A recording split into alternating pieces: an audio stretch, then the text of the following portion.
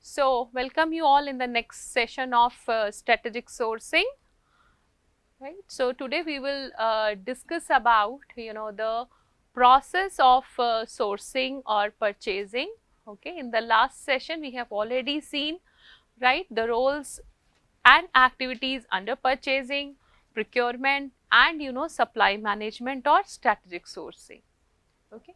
Now the we will go one step in detail of purchasing or sourcing. Okay, how this process gets activated, what triggers this process, and how we would ensure that this process is completed. Just imagine any organization, right? What leads to initiate the process of supply management? Okay, obviously when a need would be realized in any organization to buy a product or service, okay, then it initiate, right, to get the product, to search for the suppliers. Okay, but we would go even one step deeper within an organization. Who is asking for that product or service? How this is communicated to the supply management function, department, or the purchasing department? How it is communicated to them, right?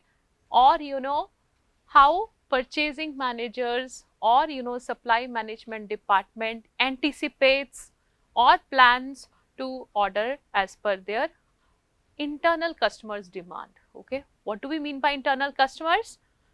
The employees of the same company, same organization, might be belonging to other departments or sections.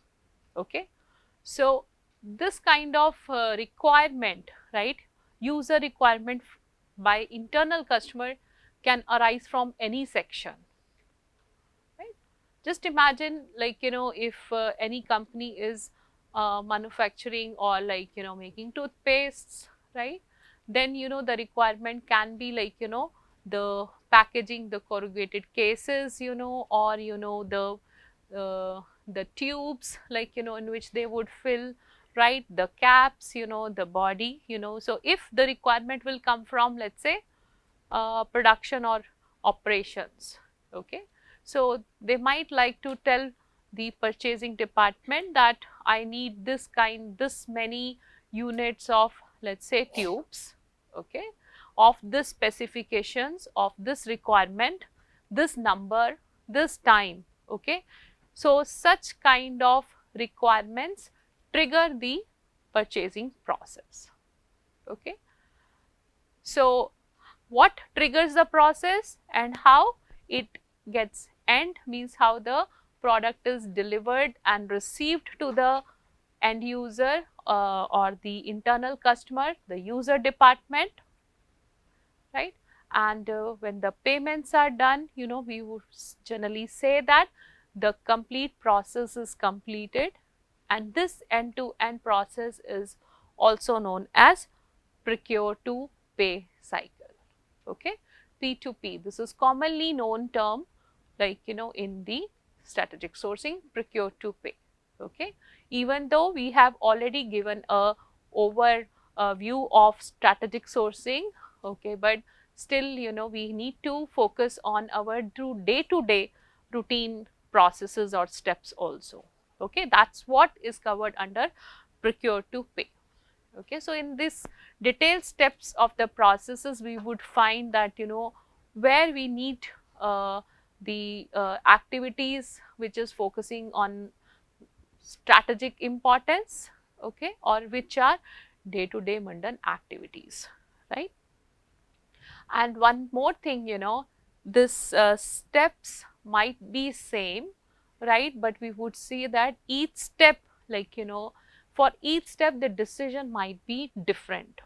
Okay, uh, for example, I've given an example of production and operations. Okay, now you see, like for, let's say, either public sector or companies which have to decide to purchase for some jets, right, some 60-70 billion dollars of jets if one has to procure, right? What would be the intensity, what would be the strategic decision making involved in, you know, completing the procurement cycle for this kind of product versus, right, if you have to buy your office supplies, right? So you see here, you know, the requirements are different. By the way, our next session will be focused on the different kind of needs, right? Once we realize the importance of steps, then would see what are the different needs. Like I have said here, the process for buying jets, right?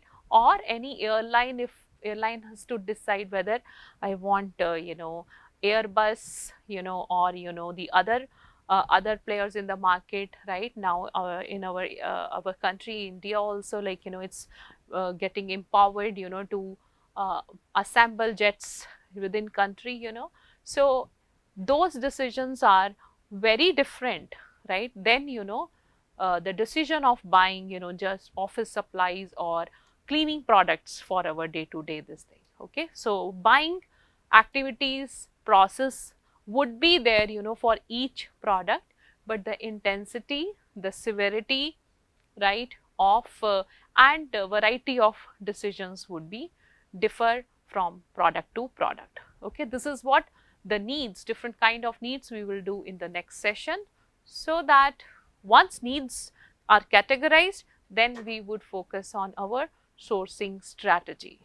Okay, once let's be clear about the process, what are the steps in this process, then we would focus on different kind of needs, so that for each need we can focus on particular sourcing strategy. Okay, so with this motive we will start our session on purchasing and supply process. Right.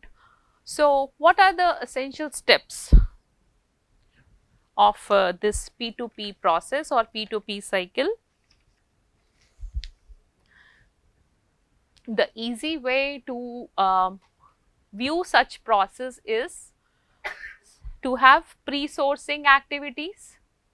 Okay, like, you know, just before placing an order or even selecting the supplier, what homework one has to do within an organization. Okay, how to realize the need, how to describe the need, right? And before that, is it possible to forecast the need? Okay, after this one, once need is realized, how companies can identify and analyze possible pool of suppliers. Okay, so this is pre-sourcing, right? Then comes sourcing, right? Once you have pool of suppliers, right, how you are going to select suppliers, how you are going to determine the terms, condition, how would you prepare the contract, right, or purchase order, right? And then once purchase order is in place, right, definitely we would like to place an order for product or service and then follow up and expedite the order. This is sourcing, right? So how we can select suppliers and how we would get the suppliers on board. Then comes post sourcing. Okay, so we would receive the goods, inspection of goods and services, then invoice clearing and payment, and then measurement and maintenance of records and relationships, right?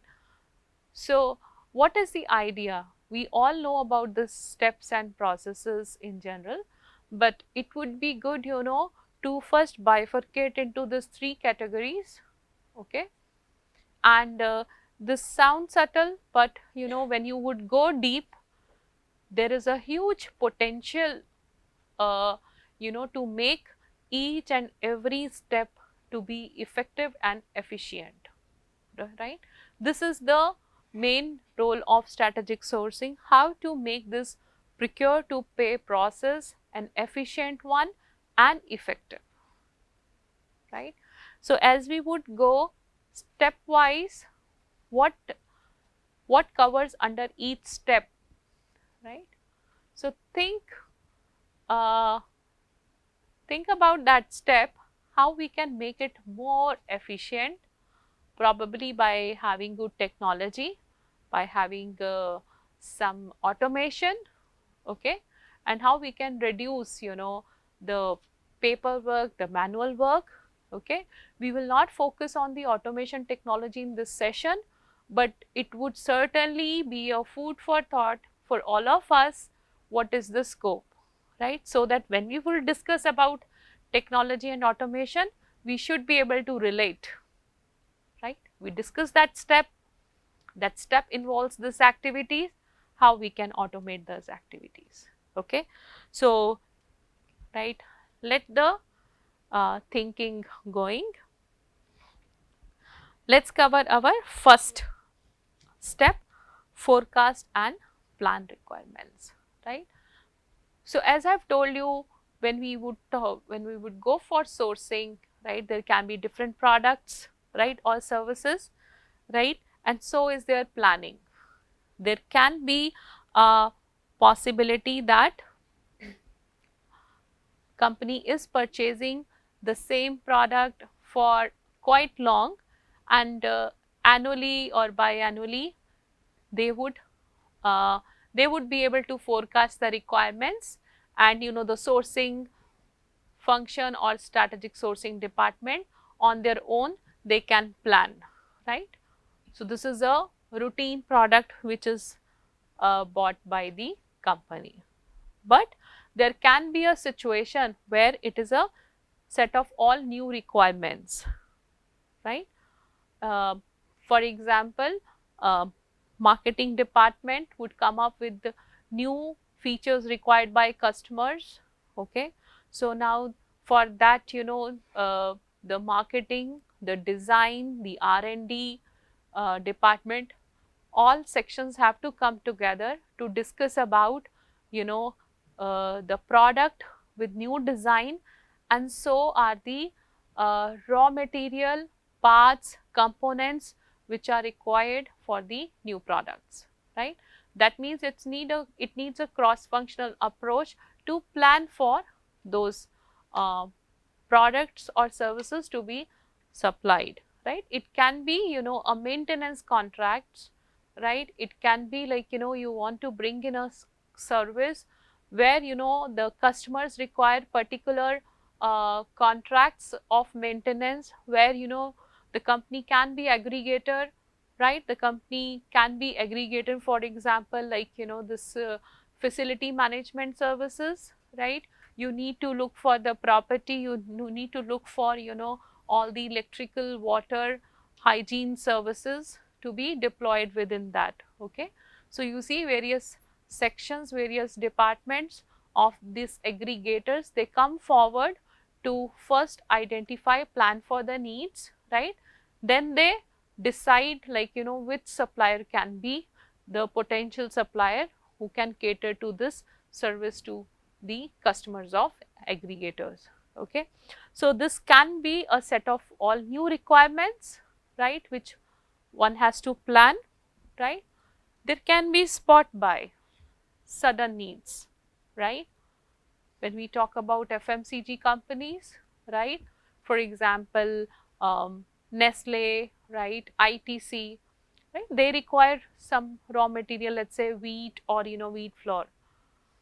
So, generally they have very good contracts with, farming activities or farmers, right, from where they can procure using contract farming, right. But just in case if something goes wrong, right, just in case, like, the farmers, they are not able to supply, right.